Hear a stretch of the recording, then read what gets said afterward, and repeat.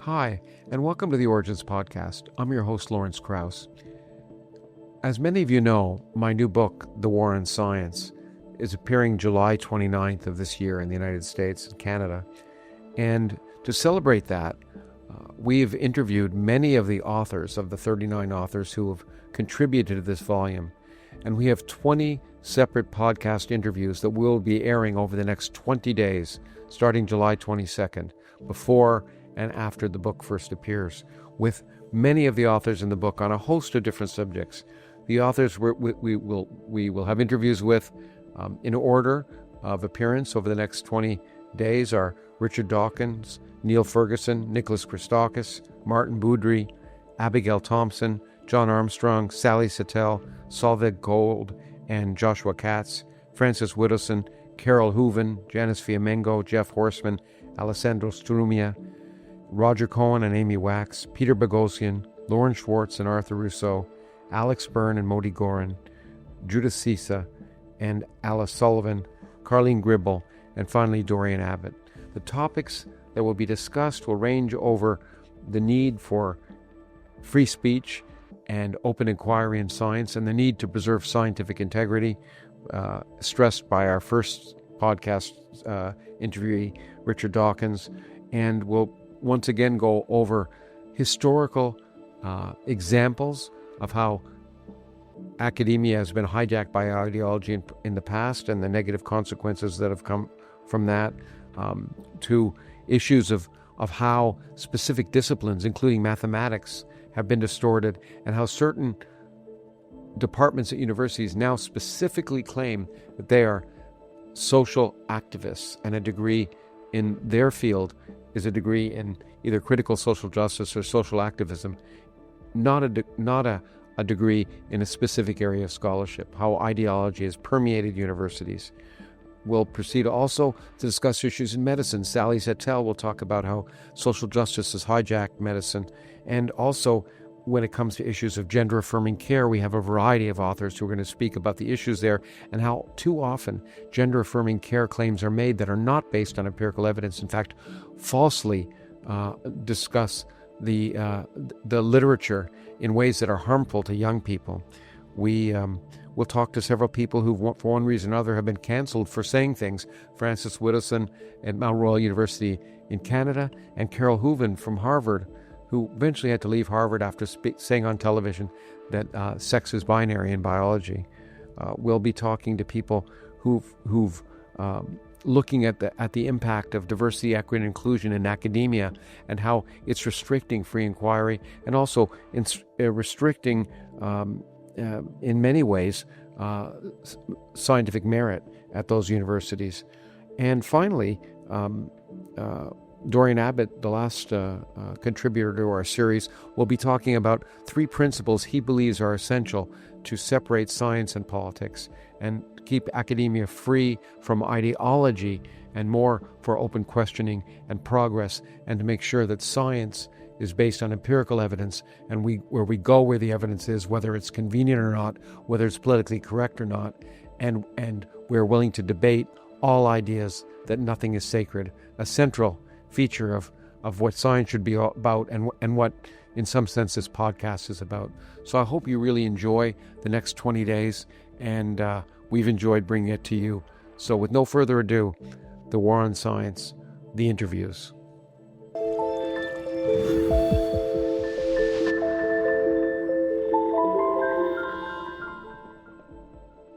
Well, Elizabeth, it is great to have you back on the program, and in a lovely studio here we have in California. And I'm really excited to be talking to you again because this is part of a program of having interviews with all the people who've contributed to the new book, The War on Science. And I'm very happy to say to you that you're the very first of the people I'm talking to. Obviously, having edited the book, I know the content, but it was really fun for me to go through it again and talk about what some of the highlights were about it, and be able to go. Preparing this allowed me to even go in more depth than I did when I was editing. You know, for people who didn't see our past podcast, which I really enjoyed, as I do every time I talk to you. I don't want to spend a long time going about your background, but you did just tell me your favorite thing. It's funny because when we were doing a sound test, I asked you what your favorite thing as a child was, and you told me. Why don't you tell me again now when we're on the air? Sure.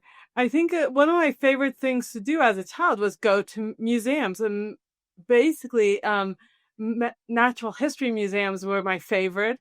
I always loved to see the exhibits of skeletal remains, whether they are animal remains or human remains. Sometimes you get lucky and there'd be an exhibit on mummies, or just also just anatomy exhibits always fascinated me. My favorite section of the some of the museums that I went to were on comparative anatomy, where they'd have like a human skeleton next to a chimpanzee skeleton. And so that is like one of the things that I remember quite early on in childhood. And we spent from 1980, I believe, to 84 living in McLean, Virginia, so close to Washington, D.C. So I went to the Smithsonian's Natural History Oh, cool. Museum a lot during those years. Oh, well, there you go. And then obviously it was formative for you because you spend your career dealing with a comparative anatomy of ancient skeletons, and as we talked about before, your interest in that also led to having to confront a problem. Why don't you just in again, for people who haven't listened to the podcast, why don't you talk about, just in a few sentences or a paragraph, your own horrific experience of dealing with the ideological corruption of science. And I should say that the article in the book that you wrote is part of a section called "The Ideological Corruption of Academic Disciplines," and you're certainly talking about the ideological corruption of anthropology in a very specific way. Your piece is entitled "Burying Science Under Indigenous Religion," and you're talking about burying it literally as well as metaphorically. But why don't you talk about your own experience and Yeah. that certainly prompted it briefly? So I'm what I would call a physical anthropologist. I do skeletal remains studies. So studies mainly on Native American skeletal remains, but other skeletal remains as well. And there's a law in the U.S. called NAGPRA, the Native Americans Graves Protection and Repatriation Act. And there are other laws that are similar that use Native American creationist narratives to make claims of links between the Paleo Indians and modern tribes, and then to bury these ancient remains, whether it's a 9,000-year-old Kennewick man or more recent remains. And I have always been concerned that we're losing scientific evidence, the skeletal remains, to understand the past, and especially a past where people didn't leave a written record. And so I've been against this reburial of remains, or the burial of remains. And that seemed to be fine for most of my career. People would disagreed with me, but didn't cancel me until I wrote a book called Repatriation and Erasing the Past that I co-authored with now retired attorney. And all hell broke loose because now it was a different era, and even being slightly against repatriation labeled me as anti-Indigenous, because if I didn't accept the full animistic creation beliefs, I was being anti-Indigenous and racist. And other things fell out from that. For example, I had a photograph of me with a skull, a photograph that would have been perfectly fine prior to 2019. And basically my university said it was scandalous, and ended up basically locking me out of the curation facility. The curation facility that held skeletal remains that I had been curating and ensuring that that people get access to them for research for nearly 20 years. They literally changed the locks. It's the fastest we've ever seen facilities in a university move. And then proceeded to try to get rid of me. And so I basically hired an attorney, a Pacific Legal Foundation, and we sued the university to protect my job, but also to protect the academic freedom. And I wrote about all that On the Warpath, My Battles with Indians, Pretendians, and Woke Warriors. Which is what we did, which was the subject of our last podcast. Yes. We went through that in detail. And although you hired an attorney, eventually the situation was such that you couldn't continue your no matter what. It became a hostile environment, but also an unproductive one, because you really weren't giving access to any of the science you want to do. So you eventually left the university, right? Yes. And since I left, things have not gotten better. I mean, just recently, and some of the California state universities, administrators, everybody from librarians to deans to chairs, have been getting email messages saying, do you have anything of California in native origin, regardless of whether this was a gift, a replica, something that was commerce. And they're planning on, going from office to office to remove these things, whether it's modern art or ancient artifacts.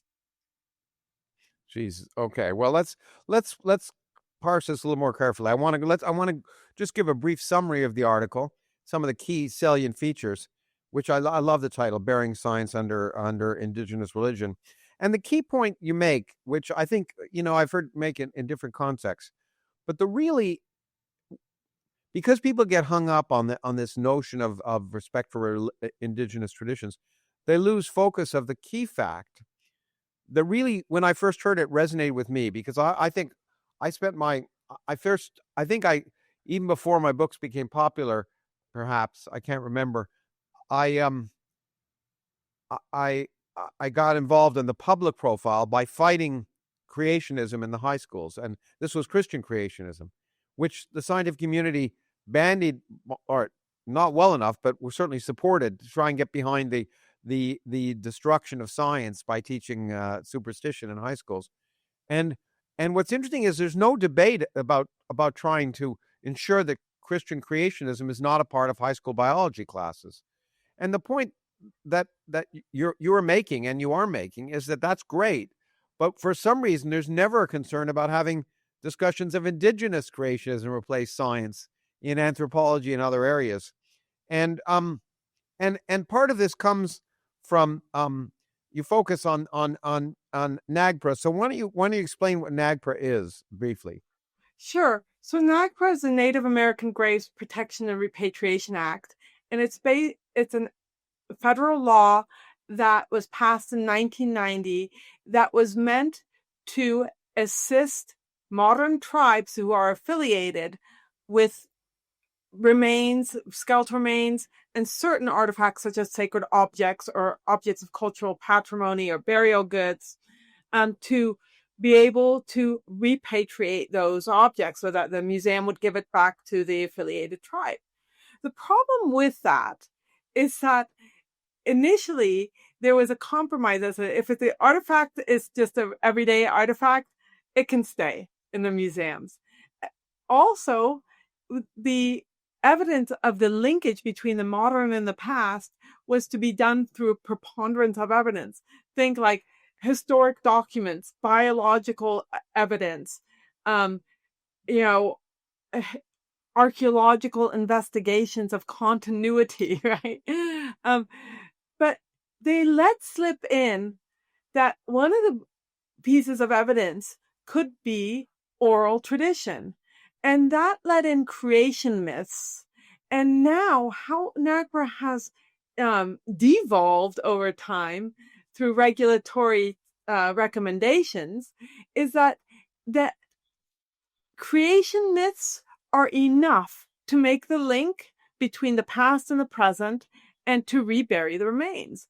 And so what we're seeing is that the tribes are claiming that they are linked to the materials and that these then need to be repatriated, and that the only evidence of linkage is a religious story, a myth. And the courts should be like, well, we can't assess this because of separation of church and state. Should have never been allowed into the law in the first place. But even if you would say, well, let's take apart this story and say, what is left when you take out all the supernatural BS in the story? And what is left is not much. And so we're losing American archaeological evidence because of creation myths. And if this was a Christian creation myths, I'm sure that all my colleagues would have been behind me. And yet, since it's indigenous creation myths, which are so similar to the Christian creation myths that they're almost indistinguishable, if you just replace like the animals with things like, other, with, okay, the thunder god caused a flood instead of God caused a flood, that they're really indistinguishable. And it's because they're just made up.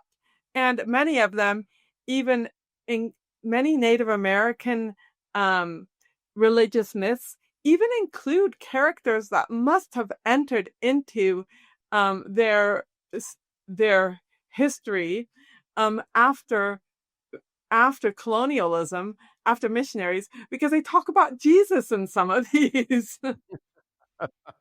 So so that they got polluted in their own way and with a different creation myth. But well, look, that's a key point, and I think one of the points that you make early in your piece, which I think is important, is how a law, which again well intended, gets perverted. And the idea was anthropologists, as you point out, wanted to think of this as a human rights issue, whereas all along Native Americans were thinking of this in terms of religious terms. And so originally the argument was affiliation, talking about repatriation was repatriation of materials associated with current tribes. And affiliation was defined, as you describe in the article, as a relationship of shared group identity which can be reasonably traced historically or prehistorically between a present-day Indian tribe or a native, in this case, Native Hawaiian organization, and an identifiable earlier group. And that relationship was to be determined through a preponderance of the evidence based upon geographical, kinship, biological, archaeological, anthropological, linguistic, folkloric, or oral tradition, historical or other relevant information. So there's all this scientific stuff or oral tradition added. And that's what a number of people, including yourself, presciently began to worry would pervert things. And you talked about an article by Clement Mahan. Did I say his name right? From 1992. He wrote, as you say, that we balance our own values with the professional ethic of cultural relativism by, quote, compromise and mutual respect. Doing that is not realistic because archaeologists will not compromise their scholarly beliefs, while many Indian activists are not going to compromise away their beliefs that every Indian bone for the past 12,000 years belongs to one of their ancestors. And as you point out, it turned out that Mahan was right about what he called the Indian activists' beliefs, that they wouldn't compromise religious beliefs. But surprisingly, archaeologists quite quickly compromised their scholarly views. And that led to your writing this book, Repatriation and Erasing the Past. And in every sense, I think you argue that NAGPRA any administrative change of NAGPRA has been associated with supporting Native American religious beliefs, including, and why don't you describe this, in particular, adding a category of evidence called Native American traditional knowledge. And right. What does that mean?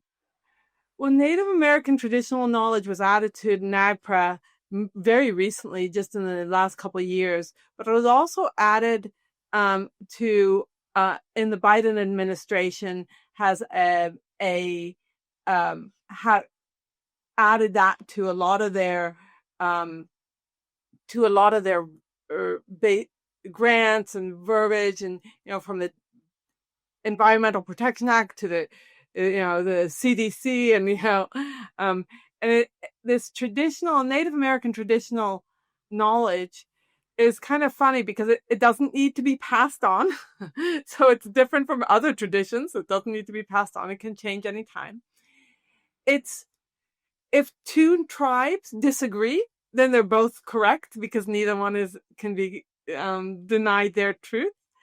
And it encompasses spiritual and religious beliefs in a way that it doesn't differentiate those beliefs from reality. So it literally is a part of that traditional knowledge. And they decided to consider it expert knowledge, or when it's given expert witness. And so you can't question it. Some of it is sacred and secret, and so you can't. And that's the thing you mentioned that really surprised me, because there's a word, if there anything gets my hackles up, or at least my attention, it's not only is this knowledge not describable, but it's confidential. And the word confidential is antithetical to science. You can't have confidential science, because science is based on a dialectic where ideas can be attacked by other people. So what do they mean confidential? I was they shocked mean when I that read this knowledge should not be shared with outsiders.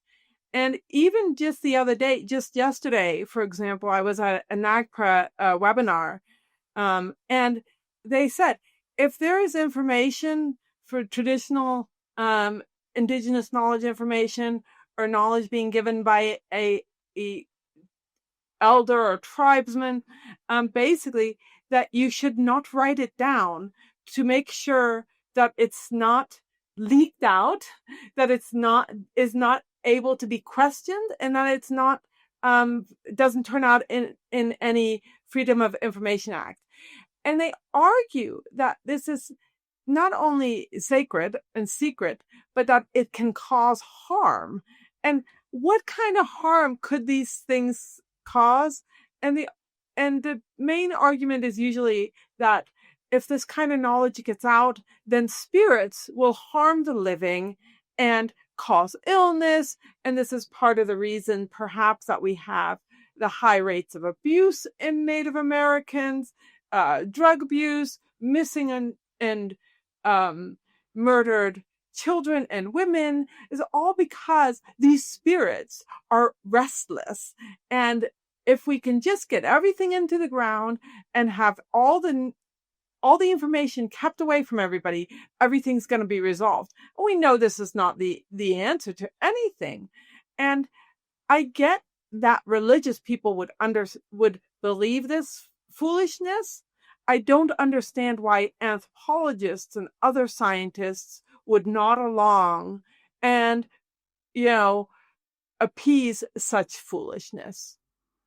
Now, well, absolutely. The other thing you've mentioned is that this traditional knowledge can be made up as we go along. Suddenly, traditional knowledge can suddenly be added today. I have new traditional knowledge. You want to elaborate on that a little bit, because that shocked me as well. Yeah, one of the things in the edition of Indian traditional knowledge or Indigenous traditional knowledge is that it doesn't have to be passed on, but it can be added and it can be changed. So in the Department of Interior, for example, there's a section on sacred land, and the section talks about using this type of traditional Indigenous knowledge to determine what land is sacred and therefore cannot be built on, cannot be excavated, cannot be analyzed. And they say that what land was sacred yesterday may not be the same land that is sacred tomorrow, and that it changes, and we cannot question that change. So really, it's whatever they say it is, whenever they say it is. And if they disagree with each other, if one tribe disagrees with another, they're both right, even though, obviously it can't be. And one of the big problems with a lot of the reburial question is what happens when tribes disagree. And the government, the federal government, office, NAGPRA office, they never like that question and they never want to address it. They're always like, don't go in with an attitude of there's going to be a problem. Go in positively.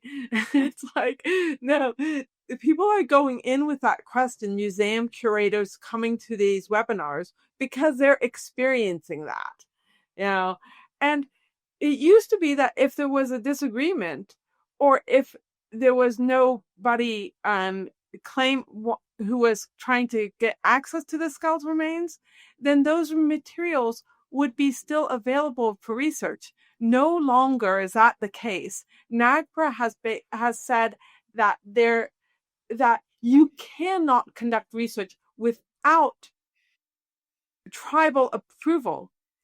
Even if the tribe doesn't respond, even if you don't know a tribe, even if there's no tribe linking it, it doesn't matter. Then you can't do research. Unbelievably. Okay, so, Sorry. Yeah, well, when we talk about the ideological corruption of disciplines, this is a clear example.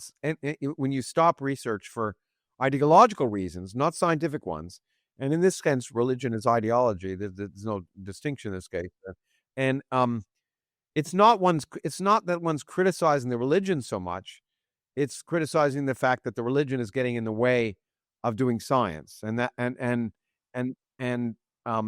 it's not as if people are saying you can't believe this. It's just that that belief should not get in the way of trying to really understand things about the past that's relevant to actually understanding the tribal relationships as well. But the other thing that's corrupted, and you give a lot of examples, starting with the American Museum of Natural History, talk about how this has infiltrated museums, which are trying to educate, after all, the next generation, the kind of kids who one would hope would get inspired like you were when you were a kid. If you walked into the American Museum of Natural History now, you'd get a very different picture than you would have when you were a kid. Yes. So why don't you go into One of the things is that they have shuttered all Native American exhibits, and they're still closed because what they're doing is they're taking everything off the shelf, so covering everything, and then and having the tribes come into the museums, consulting, and then putting the exhibits back up with the tribe's input, which some people might say, well, what's wrong with that? What's wrong with that is that those tribes are putting in their religious input, not scientific information or historical information. We see this at the American Museum of Natural History's Northwest Coast exhibit that was redone a few years ago. It took 5 years to put up.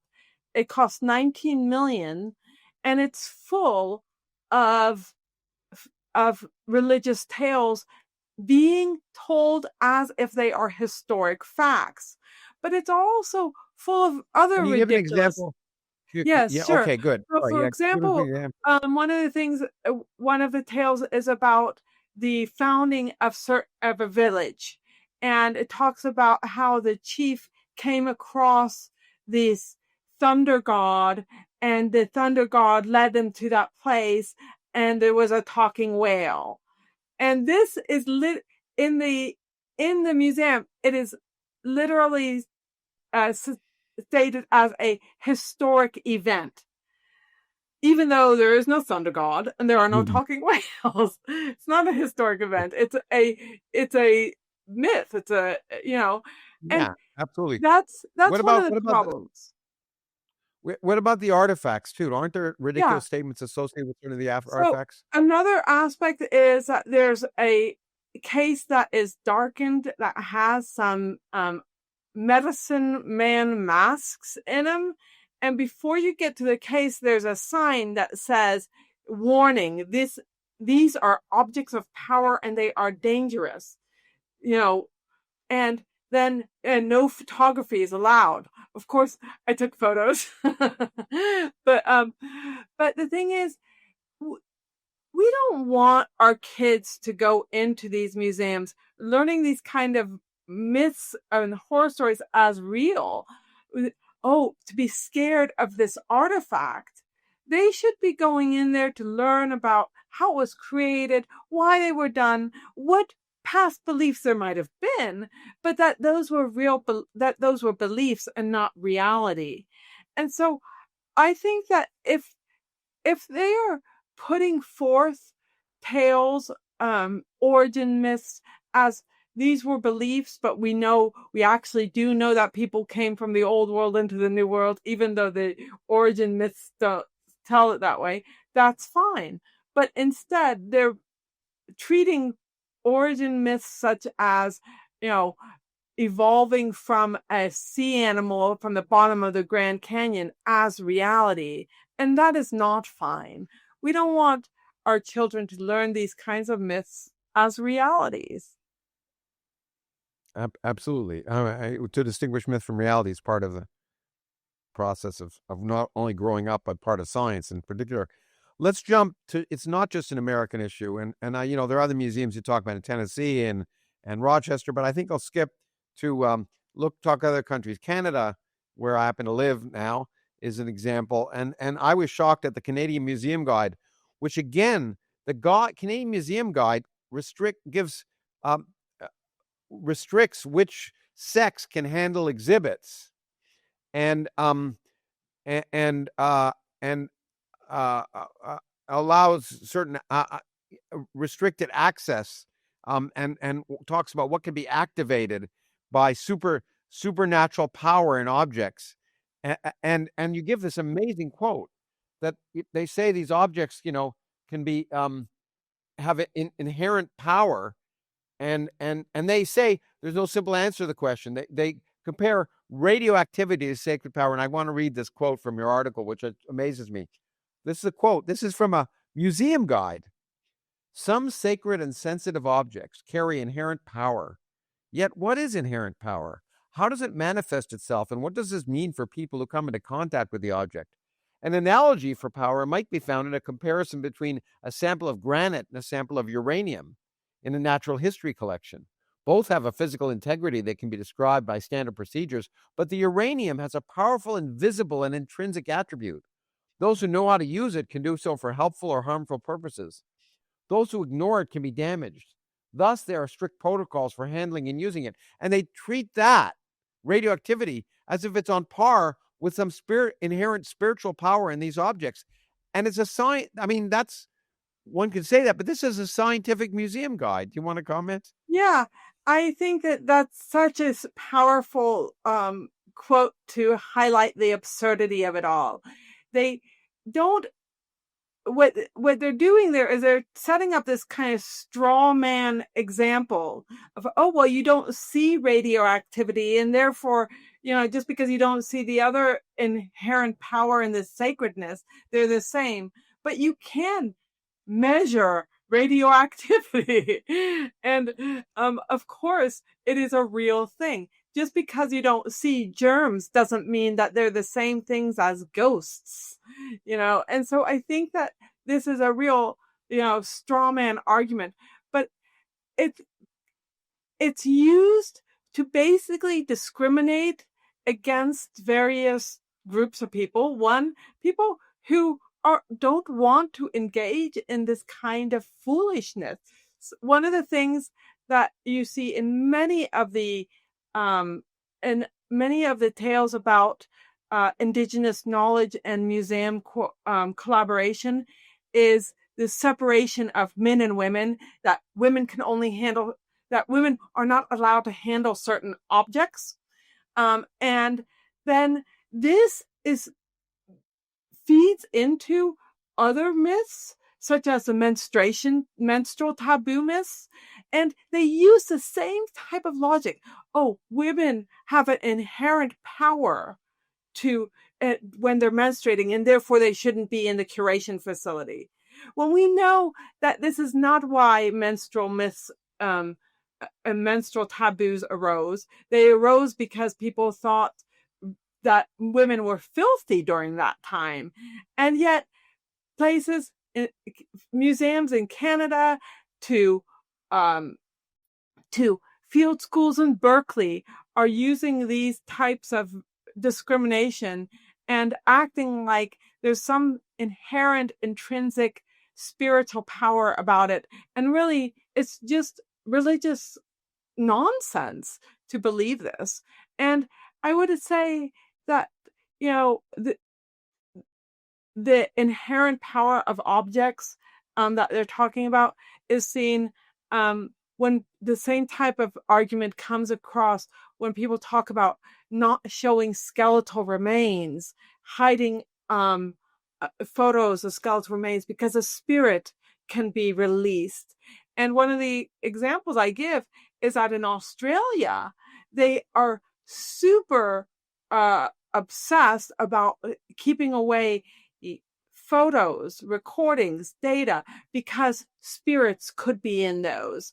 And so it goes beyond artifact, and then it creeps into even the things we've made as scientists, this data sets.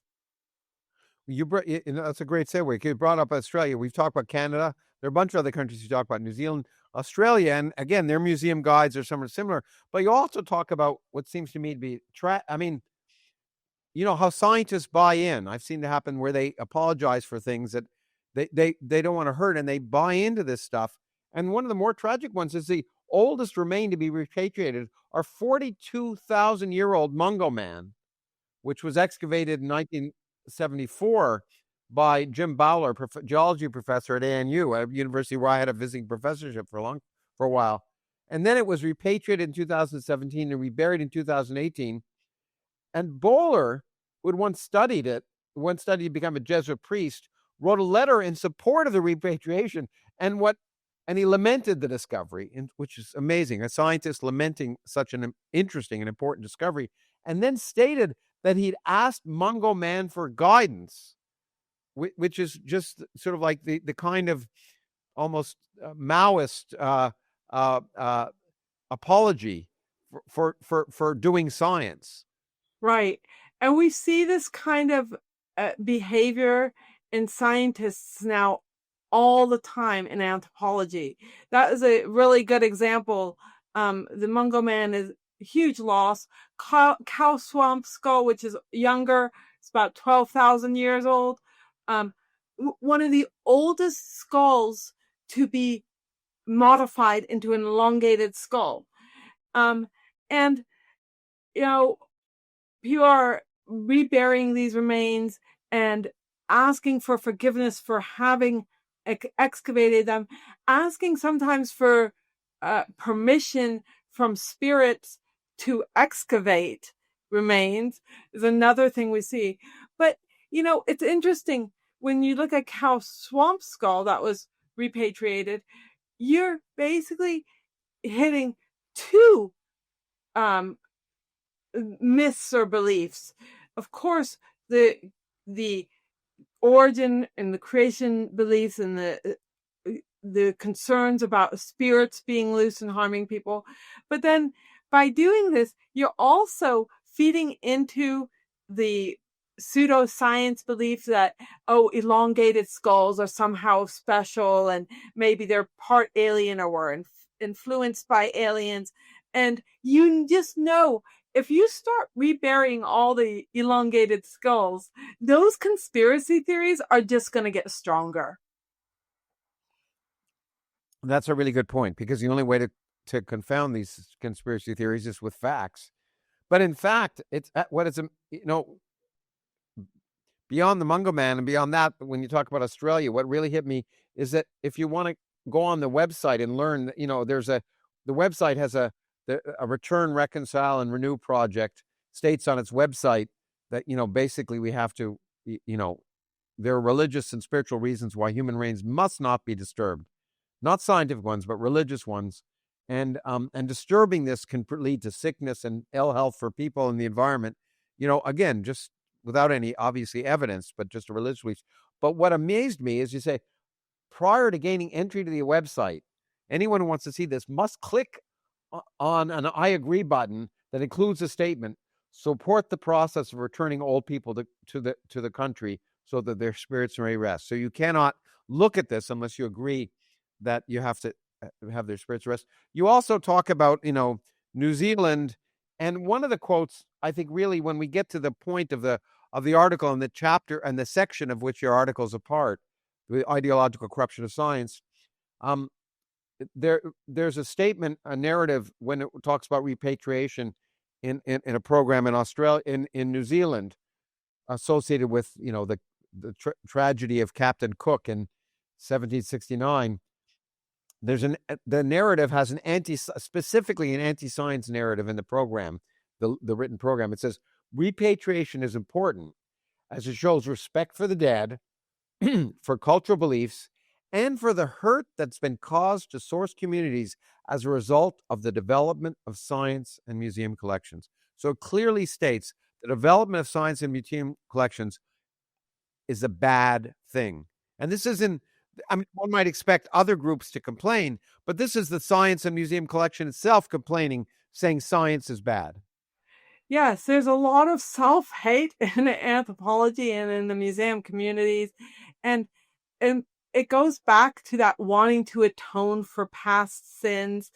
And it's interesting that this is in a part of it is about the tattooed mummified heads that were collected.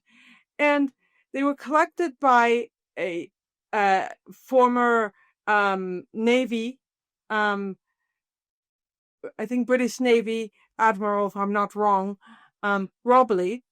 And he was really interested in the technique, and he drew them, and it was actually like he was profoundly interested in it, but not as these are terrible people. He was just interested in it and the aesthetic and how it was done.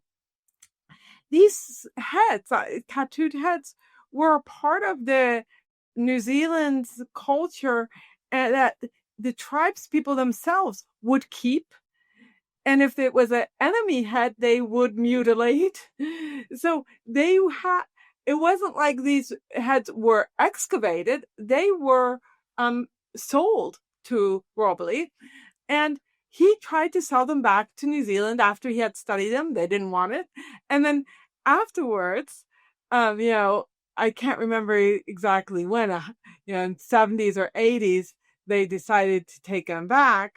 But what's interesting is they tried to paint Robley and other people who had a scientific interest in this as somehow ghoulish, and unlike the noble spiritual tribesmen. Whereas one of the reasons why European scientists' interest in these human remains dropped drastically is because the New Zealand Maori were basically creating fakes, right? They no longer were the tattooed heads only of chiefs, but they would take the slaves or lower people and tattoo them and then try to sell them as, these are traditional. And the Europeans were like, I don't know. There seem to be a lot of these around now. And this is not to talk bad about, what the indigenous people were doing. They thought they had a good thing going. And they didn't see it as a bad thing for their culture to have these spread. And now the history is being rewritten as, evil scientists, anti-science, who would want to show these and want to display these. And these are so sacred and should have never been done. Yeah, no, that's a great example. Well, as we come to a conclusion, you point out paleoanthropologist Geoffrey Clark wrote in 1998 an article, Nagpra and the Conflict Between Science and Religion, which gets back to the point of your piece and the political consequences, says, defines very well what science is. And it's exactly what we haven't seen in our discussion in terms of what's going on now. Science can be defined as a collection of methods for evaluating the credibility of knowledge claims about the experiential world. Science does not pretend to certainty. It only seeks better and a better approximation of it. Scientific conclusions are continuously subject to critical scrutiny. Science is therefore self-correcting. A great description of science, which we're not seeing now. And as you point out, and I want to end with this, is that this repatriation fad or phobia is now spreading like a cancer beyond anthropology and is now entering other sciences. And you pointed out in this case, by the former Biden administration's mandate to incorporate, quote, indigenous knowledge in nearly all government-related funding from the EPA, the National Institutes of Health. And the 2019 Traditional Medicine Summit, Maintaining and Protecting Culture Through Healing, which includes no information about medicine and multiple references to spirituality, God, and the Creator. And going back to Mann again, the last quote you give in your piece is in 1992. Clement Mann asked, when scholarly classes in the United States, archaeology and ethnology, are no longer taught in academic departments, when the existing collections have been selectively destroyed or concealed, and when all new archaeology in the United States is a political exercise rather than a scientific investigation, will the world be a better place? And you answer a resounding no. When you hide science, when you stop science, it doesn't make the world a better place. When you stop knowing and you stop asking questions, it inevitably gets in the way not just of knowledge, but of acting appropriately. And I think that's why I think this is so important, because this direct attack, not just on anthropology, but on the process of science, which you describe, is so relevant. I do want to ask you one last question, if maybe you want to add something else there, but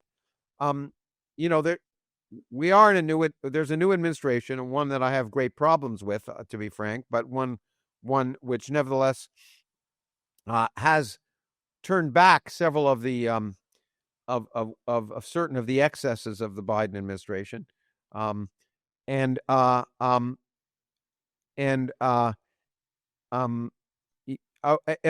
is all of this sort of mandate about to incorporate indigenous knowledge in nearly all government-funded research, has that been changed, or is that mandate still there? As far as I know, it's still there. The problem is, and you probably know this better than almost everybody, the problem is that when religion and politics come together, you get, pushback from both the liberals and the conservatives, or the Democrats and the Republicans. And so, I would love it if Doge said, we're cutting out the indigenous knowledge mandate, or we're getting rid of all the NAGPRA stuff. Of course, I would love it if that's what we see in this administration. I don't think we will. I think that the problem is that it cuts too close to religion. And if there's such a protection from religion from both sides in odd ways. From this new administration, which thinks they're the religious saviors of the country. Yeah, I'll say it numerous times. This new administration is interested in free inquiry. They're interested in just stopping the inquiry of things they don't like. And so I have my doubts. Yeah, and that's really what we've seen here. Stopping the inquiry about our early history as hominids is stopping inquiry that you don't like, in this case for religious reasons. And I really appreciate the examples you've given and the article in the book, and I'm really happy we got to summarize it a little bit. And it's always a pleasure to talk to you again, Elizabeth. So thank you very much. Thank you so much. And I'm really looking forward to seeing this book out in print. Yeah, me too. And in just a little while. And hopefully these recordings will help people know what it's about and help promote it. You take care, and I'll see you once again somewhere.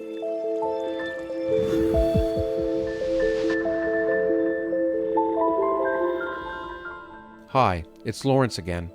As the Origins podcast continues to reach millions of people around the world, I just wanted to say thank you. It's because of your support, whether you listen or watch, that we're able to help enrich the perspective of listeners by providing access to the people and ideas that are changing our understanding of ourselves and our world and driving the future of our society in the 21st century. If you enjoyed today's conversation, please consider leaving a review on Apple Podcasts or Spotify. You can also leave us private feedback on our website if you'd like to see any parts of the podcast improved. Finally, if you'd like to access ad-free and bonus content, become a paid subscriber at origensproject.org. This podcast is produced by the Origins Project Foundation as a non-profit effort committed to enhancing public literacy and engagement with the world by connecting science and culture. You can learn more about our events, our travel excursions, and ways to get involved at origensproject.org. Thank you.